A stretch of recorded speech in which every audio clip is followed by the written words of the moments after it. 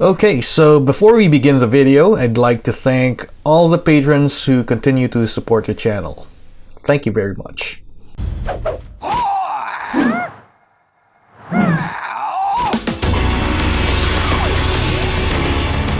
Alright people, so how are you guys doing?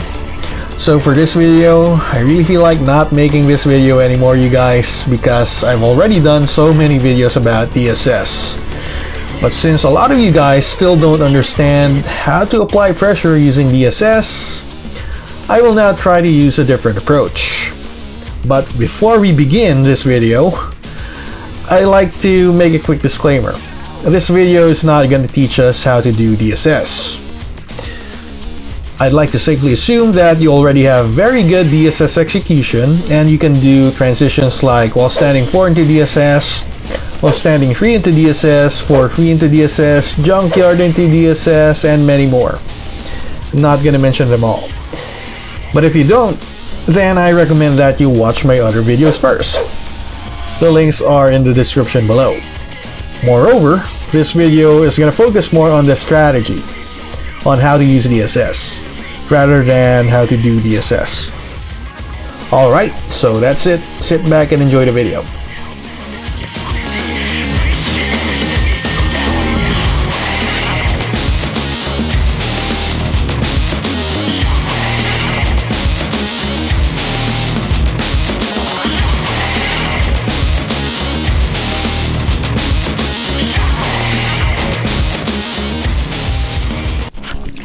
Okay guys, so just a quick recap on the DSS transition moves. First is we have kick transitions. Kick transitions are mostly plus on block, and they're even more plus on hit. This is why it is always lost turn every time you DSS out of these moves. So regardless of these moves getting blocked or these moves hitting, it is always lost turn, no matter what. And the best DSS transitions would have to be while standing 4 and while standing 3 because of the frames that they provide law to keep pressuring with DSS. And the next transitions are the punch transitions.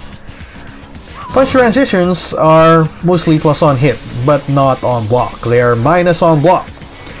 That is why mental frame advantage plays a crucial role to keep the opponents from pressing buttons, so that they don't want to interrupt DSS. That is why moves like 1-2 and while standing 1 have extra hits to make people want to hesitate in pressing buttons, so that law can freely do DSS without getting interrupted.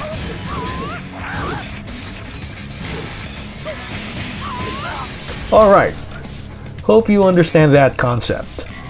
The goal of this guide is just to teach us how to apply pressure using DSS. But since Law's best transition into DSS is his while standing 4, this guide will primarily be focused on while standing 4 into DSS. Alright, so why is while standing 4 the best DSS transition? Well, first is that while standing 4 is an 11 frame mid. All we need to do to make this uninterruptible is to have the slightest frame advantage of +2 or better. But the downside to this is that this can only be done from a fully crouched position because it is a while standing move. And the second reason, is that while standing 4 is only a single hit. With this being only a single hit, it means that there's nothing much that the opponent can do to react to this after they block it or get hit by it. Unlike other moves like 4-3 and junkyard, the opponent has other options to prevent DSS. Like for example, they can duck the second hit of 4-3, or they can parry the second hit of junkyard. And the third reason why while standing 4 is good is that while standing 4 into DSS has very good hit and block frames. Given that you're able to properly do the DSS transition, this move puts Law at +18 on hit and +7 on block. And what's even better is that on counter hit, it also gives +18, but they're unable to block, which means that you're free to hit them within 18 frames. And that's the reason why while standing 4 into DSS 3+4-4 is a legit combo anytime the while standing 4 counter hits. So what are the moves that best set up a while standing 4? Well, first we have forward 1+2, but we need to hold down after. so that Law recovers in crouch. No doubt, this move is the best one to set up a wall standing 4 because it puts Law at +3 to make a wall standing 4 uninterruptible for a nice counter hit setup. And it also forces them into crouch, plus they also can't backdash or sidestep away. But extra caution when fighting Lily and Alyssa because they can safely step away from a wall standing 4 follow-up because of their weird hurt boxes. They're too slim, so they can sidestep away. And the next move is down 1. Like a forward 1+2, this also puts Law at plus, but slightly less at +2. But that is still enough to make a wall standing 4 uninterruptible. They can only backdash away from a wall standing 4 if you land this at tip range, so better keep that in mind. And the next move to set up a wall standing 4 is a backturn down 3, the main low from a backturn stance. A wall standing 4 could also be done after this move, but that's much better done at the wall.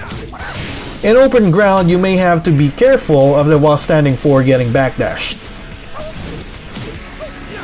And the next move to set up a wall standing 4 is a slide feint.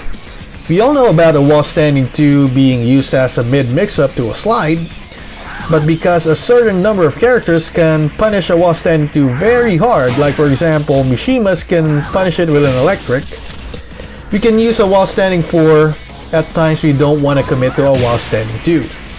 Whether wall standing 4 hits or gets blocked, it doesn't matter since Law still has the advantage on both situations. So the key in properly applying pressure is to first learn how your opponent reacts to every move that you do. But since this is a DSS pressuring guide, we're more concerned on how they respond to a DSS transition. So let us assume the least possible frame advantage that we can get, and that is when the DSS transition move gets blocked. So to simplify things, I group the opponent's response into 4 categories. First is when they want to press buttons. This is when the opponent chooses to challenge DSS by doing moves of their own. This option can be beaten with the fastest moves from DSS. The best rewards out of DSS are mostly from when the opponent presses buttons. Next is when they want to stand block or backdash. This is when the opponent chooses to respect DSS and not do a move. Because the opponent remains standing, they're vulnerable to lows and throws. Next is when they want to crouch block. This is when the opponent chooses to duck to avoid the high DSS moves. With most of the good moves from DSS being high, it is a good idea for the opponent to crouch every once in a while, but they leave themselves open to mids. Next is when they want to sidestep or sidewalk. This is when the opponent chooses to move laterally against DSS. This option can be beaten out with tracking moves and realignment. Sidewalking right can pretty much destroy most of the DSS options. Note that I haven't included options like, for example, command parries and evasive moves yet, because I want to simplify this guide as much as possible, but we will get into those later. Okay, so here are the best DSS options to deal with the non-respectful button pressers. So, let us first start with the uninterruptibles. These are the fastest moves that could ever be done out of DSS. These moves are guaranteed to outspeed any attack that your opponent might throw out because of the frame advantage gained from transitioning into DSS. But note that because most of these moves are highs, the opponent can still try to go under them with high crushes. Okay, so for the first option that we have DSS 4-2. This is the fastest move that we could ever do out of DSS, so it's always guaranteed to hit your opponent if they press any buttons. On hit, this is +6, so it then makes a down 4-2 follow-up become uninterruptible. Also, the extension of this move, which is DSS 4-2 back 2, could be used to boost the damage, but that will put the Law facing backwards to deliver a backturn mix-up instead. But more importantly, is that this is the move that we could use to check their reactions to DSS. Are they stand blocking? Are they ducking? Or are they pressing buttons? Scouting their reactions is very crucial for us to know which move from DSS we should do next. And don't forget that this move is also 0 on block, so it leaves us with many different options. For example, we could fish for counter hits with 1, 2, 3 and Magic 4. And remember that we could also try to step because we're at 0 frames. And also don't forget the extensions DSS 4222 and DSS 422 1+2. Next move is DSS 1. This move is the next fastest move after DSS 42. If you hit them with this move, you can either do the high extension DSS 1-4 or the mid extension DSS 1-4-1. The high extension does more damage, but the mid extension could be delayed and it would still hit. But if you get this move blocked, the extensions DSS 1-4 and DSS 1-4-1 could actually be delayed or done immediately. That is why only doing the initial hit can often scare them into not pressing any buttons, because they don't know if you're gonna do the second hit or not. DSS 2. This move is the best uninterruptible move in my opinion. Just don't get it ducked, because on counter hit, it is a big counter hit launcher. On block, this is -4, but the frame advantage is nullified by the huge pushback it gives. This provides a good opportunity to look out for any potential whiffs.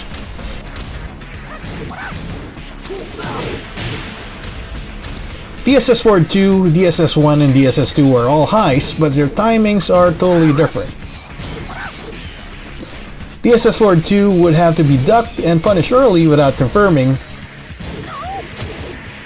while DSS 1 and DSS 2 would have to be ducked and punished late.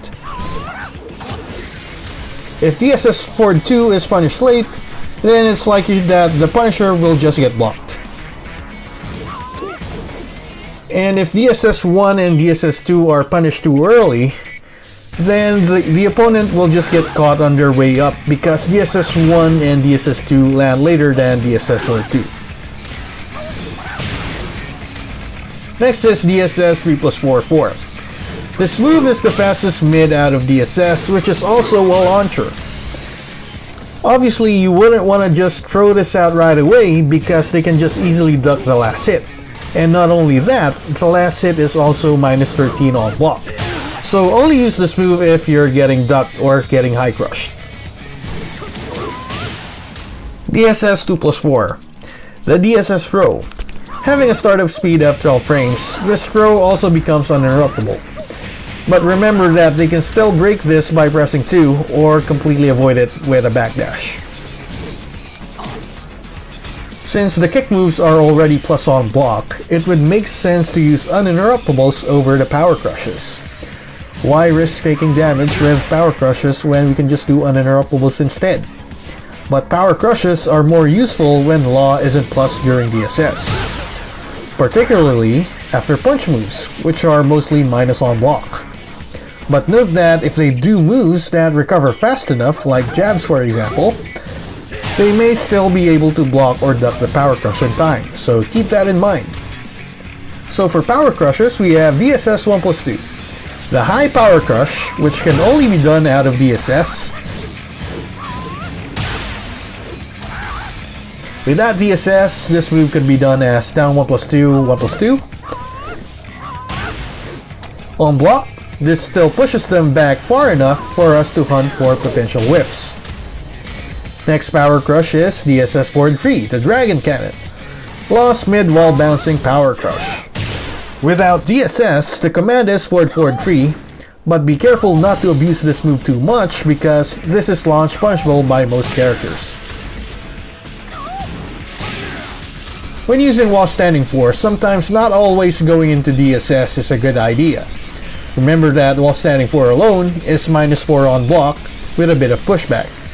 So it then allows Law to move after with only that light of a frame disadvantage. However, this doesn't apply to the other entry moves like Junkyard and 4-3 because their frames are worse than wall standing 4 without DSS. First option is we could do a sidestep or a sidewalk. As long as the opponent is doing linear moves, you can force them to whiff by doing lateral movement. Remember that a sidestep allows us to punish earlier than we can with a sidewalk. Next option is that we can backdash. The goal of a backdash is the same as a lateral movement, is to make the opponent whiff. But a backdash is only useful in making short moves whiff, which means that farther reaching moves will have to be blocked or parried. Alright, so we now go to Law's best options against stand blockers who have respect for DSS. Sadly, Law doesn't have any lows from DSS that force a knockdown, so the next best thing would be to get frame advantage instead. But I think this is better since a knockdown will only reset the momentum. Being at a constant frame advantage allows Law to keep his momentum to keep applying pressure. However, the following moves that are used to gain frame advantage all have a common weakness. They're all interruptible and also steppable.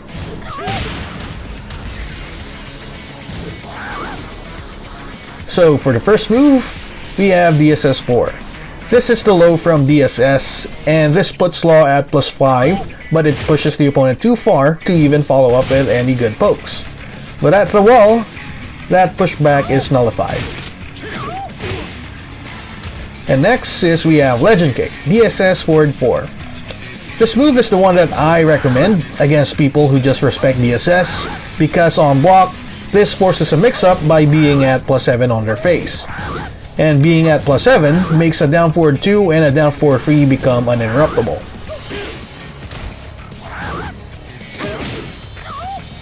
Next move we have Poison Arrow done from DSS, DSS forward 2 a tilde 1.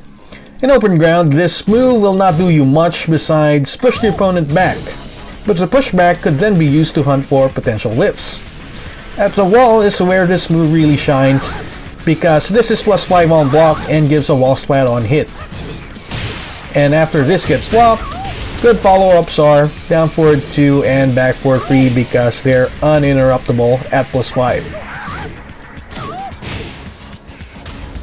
And don't forget that we could also use throws to beat stand block. From DSS we have DSS 2+4.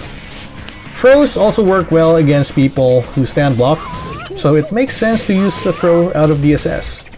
But remember that this can be broken by pressing 2 and can completely be avoided with a backdash. Next is when we want to deal with the crouchers. Of course, we want to use our mids. And first we have the fast but punishable on block mids. But these also happen to be the fastest mids that we can do for DSS. But the only downside to these being fast is that they're unsafe. First move we have DSS 3+4-4. We have already talked about this. Only use this when you think that they're gonna duck or do a high crush. Because remember that this is very risky because they can duck the last hit and it's also -13 if they just block it. The move done without its extension, DSS 3+4, is also good for wall splatting people who just duck at the wall. Being at -12, it's safer than the next mid option, DSS forward 1. Next is DSS forward 1. This is the next fastest mid after DSS 3+4. Again, this is -14, but it has pushback, so not every character can punish this.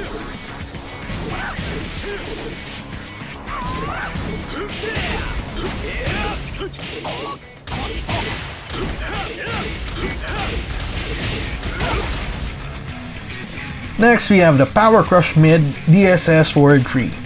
Now, I don't really recommend this to catch duckers because it's launch punishable. But if you have the read and you would want to go for the wall bounce, then go for it. Next, we have the slow but safe on block. The following moves are good on block, but they're also slow enough that they're weak to the opponent pressing buttons because they can get interrupted. That is why it's important to condition them into not pressing buttons first. So for the first move, we have Poison Arrow, done from DSS, DSS forward 2 a tilde 1. I would use this mid whenever they're more inclined to not press any buttons. This is much better on block than DSS forward 1, being at +5 and wall splats at the same time. It's very good to use at the wall, but the only downside is that they can interrupt this. Next, we have DSS forward 3+4, which is forward 3+4 done from DSS. This move is the most reliable low crush that could be done out of DSS. On normal hit, it gives +7 frame advantage and it also forces them to crouch. This also can be used to crush thick jabs and counter hit slow lows like snake edges. But this move is low enough so you will get floated if they press any buttons. And now, because most of the really good DSS options are very prone to sidesteps, here are the moves to deal with the sidesteppers. First, we have the homing DSS 3. This is the only homing move out of DSS, and on block it's only -3 and has very good pushback. A very good move to bait out whiffs, but the downside is that it can be interrupted. This is one of the moves that I want them to buff by just giving it just a little more speed to make it uninterruptible. Now we have tracking to the left.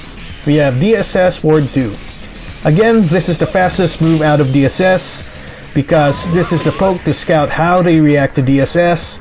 This can be used to check people who step DSS to lost left side, which is DSS's known weak side.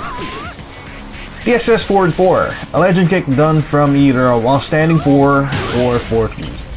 This is gonna track any step towards lost left side as long as you make the legend kick come out early enough. Well, to be honest, I almost forgot about this move's tracking property, but because this is slow, this is prone to getting jab floated. And next, you guessed it, tracking to the right. We have DSS forward 1. This is the only move from DSS which tracks to lost right side. The only benefit of DSS forward 1 compared to other tracking moves is that it's the only mid that has some form of tracking, but it only tracks to the right. Now we go to realignment, and to realign we can delay into any move. This is another property in Tekken that a lot of beginners and intermediate players are not familiar with. Delaying a move will allow your character to realign with the opponent. Sidestepping doesn't always guarantee that an attack can be avoided. The sidestep also has to be timed with the attack. Therefore, an early sidestep can still be tracked because the character realigns during a delay. However, the opponent can still attempt to sidestep and block in time. With DSS, you can delay the move in two ways. One way is to let the shimmy animation play out for a little longer before doing the attack. The other way is to use the Dragon Fake Step or DFS's animation to realign. Because Slaw also steps back while in DFS, this can also make short attacks from your opponent whiff. Now that we have already covered how to deal with the four most basic responses that the opponent can do, we are now left with the moves that can screw us over if we're not careful. When dealing with some matchups, they have these options that we could say that steals turns, despite it being lost turn to attack while in DSS. This is why we have to play more cautious against them. First are the low crushes. Hop kicks or any other jumping attack in general are not very good against DSS because DSS only has few low options. It is much better if they just sidewalk instead. So we need not worry about these too much because most highs from DSS will already cover low crushes. Next are high crushes. Since the good uninterruptibles from DSS are highs, Law can get wrecked if the opponent just pulls out a high crush out of nowhere. But most of these moves can be treated to be in a crouching state, so we can still use mids against them. Next are power crushes. These moves can be a threat to DSS, but when Law has the advantage, most power crushes can still be interrupted with DSS Board 2, because the armor property of power crushes is going to take a few frames to activate. Also, don't forget that power crushes are weak to lows and throws. Next are parries and reversals. If you watch my parry guide video, I mentioned there that parries are weak to lows and throws, so we can use DSS 4 and DSS 2+4. Also, don't forget that parries are weak to delays. With delays, you can manually delay a move to punish a parry or simply do a move with a long startup like Legend Kick, for example. Against some matchups like Asuka, for example, their reversals can be chicken. Again, if you don't know what a chicken is a reversal to a reversal. Chickens can easily be buffered out of DSS moves. Now, I'm not going to teach you how to do that here because that's a completely different topic, but the reward for chickens isn't that great, but it provides you that extra assurance that your move will not get reversed. Alright, so now we learn how to deal with evasive moves.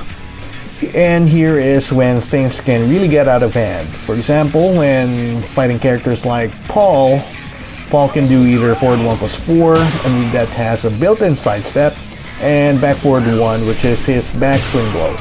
Backswing blows can often be beaten with a far-reaching move. For example, Law can do DSS 4 to beat a backswing blow. And moves that have built-in sidesteps can still be followed with tracking moves. But despite all these options, there is a safer alternative to beat all of these. Just do nothing. And what I mean by that is to simply not go into DSS and just bait out whatever move that they want to throw out. The pushback and recovery after while standing 4, for example, it still allows Law to either backdash or sidestep out of the way of the incoming move. And remember that this option does not only cover evasive moves, but also even power crushes and parries could be baited out, and you don't always have to go into DSS. As long as you have a read on what move that they want to do, you can always use movement to counter those. Alright, so now we go to the other best DSS transition, which is while standing 3. This one is like the big brother of while standing 4, and from what I can say, while standing 3 and while standing 4 complement each other very well. It's like they cover each other's weaknesses. By default, while standing 3 automatically transitions into Dragon Fake Step. So all that's left for us to do to go into DSS is to just press forward and nothing more. Okay, so how do while standing 3 and while standing 4 complement each other? For example, while standing 3 is a high and while standing 4 is a mid. Or in other words, you can duck a while standing 3, but you can never duck a while standing 4. And at the same time, while standing 3 is slow at 16 frames and while standing 4 is fast at 11 frames. So as you can see, while standing 3 being a slower move is more likely to get interrupted. And while standing 4 being a faster move means that it's less likely to get interrupted. And remember that all Law needs is to be at least +2 to make a while standing 4 become uninterruptible. Okay, so right now it looks like while standing 4 is a better move than while standing 3 in every way.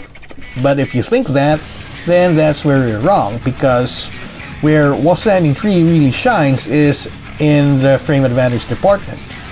So just a quick recap, let's take a look at the frame advantage while standing 4. When while standing 4 is transitioned into DSS, on block it's +7, and on hit it's +18, but they can still block any move that you follow up after. And on counter hit, it's +18 and you get free stuff within 18 frames. While standing freeze frames when transition into DSS is +17 on block, but they can still block. And it's both +19 on both hit and counter hit. Free stuff guaranteed.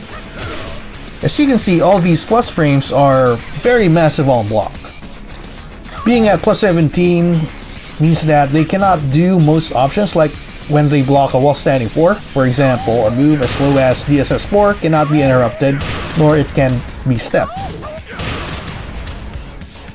DSS 2 becomes very good because they get launched if they press buttons. Also, any move that is faster than 19 frames becomes guaranteed if this hits. For example, a while standing 3 followed by a 3+4/4 is guaranteed if the while standing 3 hits. Okay, so enough of that, let's get back to while standing 3 complementing while standing 4. We all understand that while standing 4 is good. It's fast enough that it can counter hit a lot of stuff, and it's also mid that can hit duckers.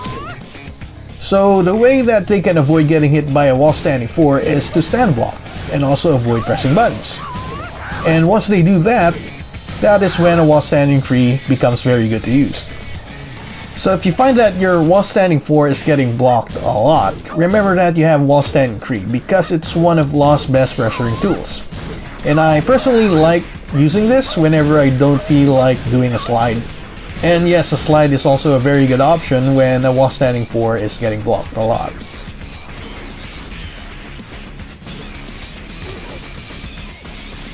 Alright guys, so that's it for this video. Got nothing else left to say. And oh yes, I made a written version of this guide if you want to check it out. It's in my Patreon page. And what else? I guess like, comment, and subscribe. And thanks for watching the video. I'm out. See you next time. Thanks.